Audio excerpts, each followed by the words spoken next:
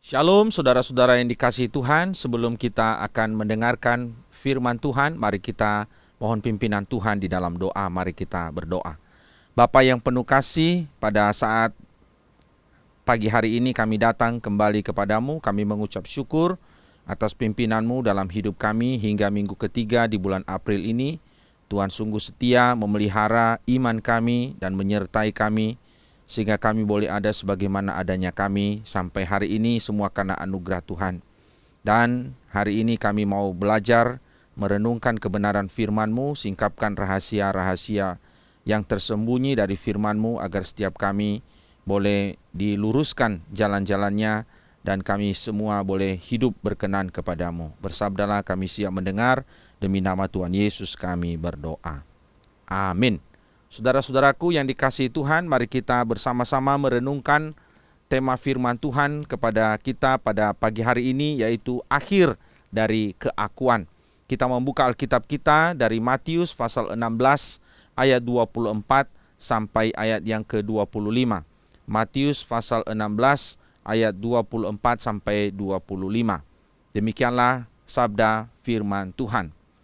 Lalu Yesus berkata kepada murid-muridnya, "Setiap orang yang mau mengikut aku, ia harus menyangkal dirinya, memikul salibnya, dan mengikut aku. Karena barang siapa mau menyelamatkan nyawanya, ia akan kehilangan nyawanya. Tetapi barang siapa kehilangan nyawanya karena aku, ia akan memperolehnya." Saudaraku, mengawali khotbah hari ini saya mengajukan satu pertanyaan penting kepada kita. Kira-kira apa yang akan kita lakukan jika suatu saat umur kita ditambahkan atau kita mendapatkan bonus dengan usia kita? Kira-kira apa yang akan kita lakukan? Saudaraku, kecenderungan manusia pada umumnya adalah bagaimana ia bisa memuaskan keakuannya, bagaimana aku bisa puas, bagaimana aku bisa senang, bagaimana aku bisa bahagia, bagaimana aku bisa bergembira, dan seterusnya. Nah, inilah yang diajarkan oleh dunia kepada kita. Inilah natur dosa kita. Semuanya berpusat kepada aku, kepada diriku. Namun saudara sekalian, sebagai murid Kristus, kita tahu bahwa ketika kita berada di dalam Kristus, keakuan kita haruslah ditanggalkan. Hidup kita ketika menjadi murid Tuhan harus berpusat kepada Kristus. Nah, hari ini saudara sekalian, kita akan belajar tentang dua kebenaran penting, bagaimana kita menaklukkan keakuan hidup kita dan kemudian hidup kita itu berpusat kepada Kristus. Yang pertama adalah keakuan kita akan berakhir jika kita sungguh-sungguh mengikut Kristus. Di dalam ayat yang ke-24 dikatakan, "Setiap orang yang mau mengikut aku."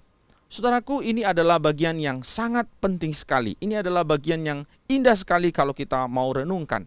Tetapi sebelumnya saya mau mengajak kita melihat konteks daripada pasal 16 ini.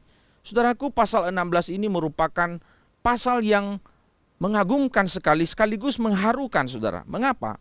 Sebab di dalam pasal ini kita melihat bahwa seorang murid bernama Petrus mengakui bahwa Yesus adalah Mesias yang dijanjikan. Di dalam pasal 16 ayat 16 Petrus mengatakan, "Engkau adalah Mesias, anak Allah yang hidup." Satu kalimat yang sangat tegas, satu kalimat yang sangat jelas, sebuah pengakuan yang luar biasa dari seorang murid bernama Petrus. Tetapi saudara sekalian, pasal ini juga merupakan pasal yang mengisahkan sesuatu yang ironis, di mana Petrus ditegur dengan keras oleh Tuhan Yesus. Di dalam ayat 23, Tuhan Yesus berkata kepada Petrus, "Enyahlah iblis, engkau suatu batu sandungan bagiku." Saudara yang dikasihi Tuhan, para murid dan juga Petrus sudah sekian lama mengikuti Yesus. Mereka mendengar pengajarannya, mereka melihat mujizat-mujizat yang dilakukannya. Mereka makan bersama dengan dia, bahkan mungkin tidur bersama dengan dia. Mereka mengakui bahwa dia adalah Mesias. Namun saudara, belum berarti bahwa menjadi pengikut Yesus sesungguhnya mereka menjadi murid yang sesungguhnya. Mengapa bisa dikatakan demikian? Sebab saudara sekalian, pemahaman mereka tentang Kristus itu masih keliru. Mereka memahami Mesias itu menurut konsep dan pandangan orang Yahudi pada masa itu. Yesus adalah tokoh politik yang akan membebaskan mereka dari penjajahan Romawi dan akan membangun kembali kerajaan Daud secara politik yang sudah runtuh itu. Di dalam pemahaman ini saudara tersimpan, terselip harapan-harapan yang boleh dikatakan harapan-harapan liar, di mana mereka ingin menduduki jabatan-jabatan penting dan strategis di dalam kerajaan Daud yang akan dipimpin oleh Sang Mesias itu. Nah, itu sebabnya saudara, ketika Petrus mendengar Yesus berbicara kepada orang banyak tentang penderitaannya, Petrus menarik Tuhan Yesus dari kumpulan orang banyak itu dan dia menegurnya. Saudara, mengapa Petrus sampai melakukan hal itu? Karena saudara, ada kepentingan, sekali lagi ada kepentingan Petrus dan juga kepentingan para murid yang waktu itu terganggu dengan kalimat-kalimat sang guru ketika sang guru itu menyatakan tentang penderitaan, tentang kematiannya. Saudara yang saya kasih dalam Tuhan kita Yesus Kristus, tetapi kita melihat di sini Yesus menghardik Petrus dan menyebutnya sebagai iblis. Bahkan Petrus dikatakan menjadi batu sandungan bagi misi mesianik yang sesungguhnya. Di dalam ayat yang ke-24 ini kita melihat Tuhan mengatakan kembali satu kalimat yang sangat penting sekali. Dia berkata, barang siapa mengikuti dia, mereka harus menyangkal diri, memikul salib, dan mengikuti dia sepenuhnya. Saudaraku yang dikasihi Tuhan, sikap seperti Petrus ini seringkali juga menjadi sikap begitu banyak orang Kristen pada umumnya. Anda mungkin tidak termasuk di dalamnya. Mereka adalah orang-orang yang berpikir tentang Kristus menurut cara pandang mereka. Mereka mengikuti Yesus untuk kepentingan diri mereka sendiri. Mereka menjadi Kristen hanya untuk memuaskan keinginan-keinginan di dalam diri mereka sendiri. Saya beberapa waktu yang lalu, saudara sekalian, mendengar kisah tentang seorang bapak yang sudah tidak mau lagi pergi ke gereja. Dulu dia begitu rajin sekali ke gereja, tidak pernah absen. Namun suatu saat tokonya mulai sepi, dan dia berdoa kepada Tuhan supaya tokonya itu bisa ramai kembali. Namun saudara, semakin dia giat berdoa, tokonya bukan semakin maju saudara, tetapi malah semakin sepi. Ia kemudian kecewa kepada Tuhan Yesus. Lalu dia berkata, percuma ikut Tuhan Yesus kalau doa saya tidak dijawab. Percuma ikut Tuhan Yesus kalau toko saya akhirnya bertambah sepi. Saudara yang saya kasih dalam Tuhan, Anda dan saya melihat apa yang keliru, apa yang salah di dalam diri Bapak ini. Saudara, saya mau katakan, si Bapak ini menjadi Kristen dengan tujuan ingin menyetir Allah. Dia ingin Allah itu menuruti keinginannya sendiri, demi kepentingannya sendiri. Dia ingin dipuaskan ketika dia menjadi Kristen. Saudara yang saya kasih dalam Tuhan, saya tidak tahu bagaimana sikap kita ketika kita juga mengalami hal yang dialami oleh Bapak ini. Pada waktu kita mengalami pergumulan di dalam hidup kita, pada waktu kita mengalami kesulitan di dalam hidup kita, apakah kita masih berpaut kepada Allah atau kita kecewa kepadanya, kita meninggalkan dia karena kepentingan-kepentingan kita tidak terpenuhi ketika kita mengikut Yesus. Saudaraku, mengikuti Yesus berarti kita berada di belakang Yesus. Yesus di depan kita dan kita mengikuti dia.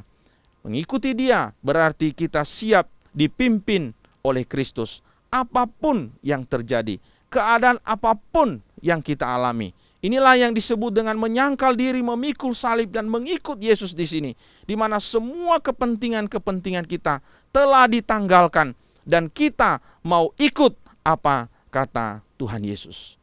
Bagian yang pertama kita sudah pelajari. Bagian yang kedua adalah keakuan kita akan berakhir jika kita rela berkorban bagi Kristus.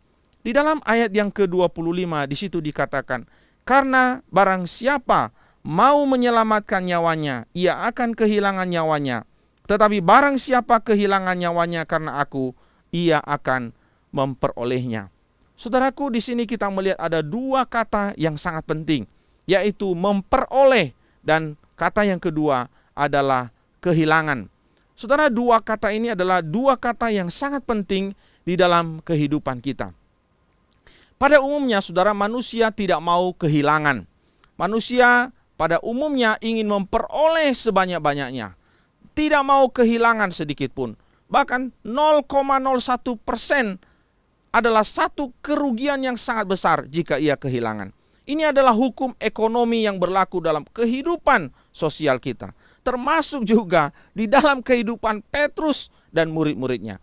Pernyataan Tuhan Yesus adalah sebuah kerugian dan kehilangan besar bagi mereka. Penderitaan dan kematian Yesus adalah berita yang sangat merugikan kepentingan mereka. Itulah sebabnya dia menegur Sang Mesias yang dia akui, yang dia katakan, engkaulah Sang Mesias itu. Saudara, maka Tuhan kemudian memberikan sebuah kalimat statement yang sangat jelas di sini. Barang siapa kehilangan nyawaku karena aku, ia akan memperolehnya. Tuhan Yesus mengajarkan kepada Petrus dan murid-murid termasuk juga kita tentang dampak yang sangat besar dari sebuah pengorbanan. Sama seperti pengorbanan Yesus yang memberikan dampak bagi kehidupan kita, di mana kita memperoleh kehidupan yang kekal. Demikian juga ketika kita memberi, ketika kita berkurban. Berkurban dalam pengertian di sini mengorbankan banyak hal di dalam kehidupan kita, karena kita memilih untuk percaya kepada Yesus dan kemudian mengikut Dia dengan sepenuh hati kita. Saudara sekalian, berkurban bagi Dia berarti kita siap untuk kehilangan banyak hal yang berharga dan penting di dalam hidup kita demi menjadi murid-Nya. Pada waktu kita mengikut Kristus, maka ketika Ia menjadi pusat dari kehidupan kita, banyak hal-hal yang sangat berharga di dalam kehidupan kita yang akan terhilang. Saudara, mungkin itu sahabat-sahabat kita, mungkin itu kekayaan, kedudukan, kehormatan, mungkin itu kenikmatan dunia, mungkin itu kesenangan kita, mungkin juga itu adalah hal-hal yang dulu kita sangat agung-agungkan, sangat bangga-banggakan. Ketika kita mengikut Yesus, maka kita harus siap kehilangan semuanya itu. Saudara, saya ingat ada seorang anak SMA di tahun 1990-an. Ia berasal dari keluarga kaya. Ayahnya seorang pejabat. Harta keluarganya begitu banyak. Pada waktu itu, saudara, sedikit sekali orang yang punya mobil. Dia sudah punya mobil sendiri, saudara. Sayang sekali anak muda ini, saudara, ya, menjadi seorang yang begitu sombong, begitu angkuh. Dia punya hobi, saudara, untuk membuli teman-temannya di sekolah, ya, yang hidupnya secara ekonomi jauh lebih miskin daripada dia. Dan beberapa orang temannya menjadi korban sampai harus pindah sekolah dan sebagainya. Karena mereka menderita perundungan dari teman yang saya katakan, yang saya ceritakan ini. Namun saudara sekalian, walaupun demikian dia tidak pernah berhenti untuk melakukan pembulian atau perundungan kepada teman-temannya. Sampai suatu ketika, saudara, dia bertemu dengan seorang gadis yang pada akhirnya mengubah hidupnya. Gadis itu seorang Kristen yang saleh. Dia beberapa kali mengajak pemuda ini untuk ke gereja, tapi dia selalu menolak dengan sinis. Sampai kemudian gadis itu meminta kepadanya supaya ia diantar setiap hari Minggu sampai ke halaman gereja itu. Dan itu berkali-kali dia lakukan, sampai pada akhirnya pada satu peristiwa Natal, saudara, ia terpaksa harus ikut masuk ke dalam gereja dan kemudian mengikuti ibadah. Nah, khotbah Natal pada hari itu, saudara, menyentuh hatinya. Dan Allah bekerja di dalam hidupnya. Dan dia hari itu bertobat. Dan banyak hal yang berubah dari kehidupannya. Sejak dia sungguh-sungguh kemudian percaya kepada Tuhan, mengikuti Tuhan, banyak hal yang hilang dari kehidupannya. Termasuk kebiasaan-kebiasaannya yang lama pada akhirnya ia tinggalkan. Bahkan, saudara, pemuda ini berani minta maaf kepada orang yang pernah ia sakiti. Pertanyaan saya adalah, apa yang hilang dari hidup kita sejak kita mengikut Yesus? Adakah yang kita kurbankan yang paling berharga dari masa lalu kita, yang sangat kita andalkan, yang sangat kita banggakan, yang sangat kita muliakan di dalam kehidupan kita di masa lalu, kemudian kita tinggalkan demi kita mengikut Yesus? Saudara yang saya kasih dalam Tuhan, pada hari ini kita belajar dua hal yang sangat penting. Bagaimana kita bisa menghancurkan keakuan di dalam diri kita. Yang pertama adalah ketika kita mau mengikut Yesus. Dan yang kedua adalah ketika kita rela berkurban bagi Kristus. Mari kita berdoa. Bapa, terima kasih untuk firman-Mu hari ini. Biarlah Tuhan, sebagai murid-murid-Mu, kami sungguh-sungguh menghidupi kebenaran firman-Mu ini di dalam kehidupan kami, sehingga firman yang kami dengar tidak hanya menambah pengetahuan kami, tetapi firman Tuhan ini sungguh-sungguh kami bisa aplikasikan, nyatakan di dalam kehidupan kami. Ketika kami mengikut Tuhan, keakuan kami dihancurkan. Ketika kami mengikut Tuhan, segala ego kami dihancurkan. Tolong kami Tuhan, supaya sungguh-sungguh di dalam kehidupan kami benar-benar menjadikan Engkau di depan kami, dan kami mau ikut Engkau. Sehingga semua keakuan kami tinggalkan. Tolong kami Tuhan dalam pengiringan akan Engkau. Tidak mudah ketika kami mengiring Engkau. Banyak konsep-konsep, pemahaman-pemahaman yang lama yang harus perlu diluruskan di dalam kehidupan kami mengikut Tuhan. Perbaharulah hidup kami, perbaharulah pikiran kami, perbaharulah tindakan kami. Demi nama Tuhan Yesus kami berdoa. Amin.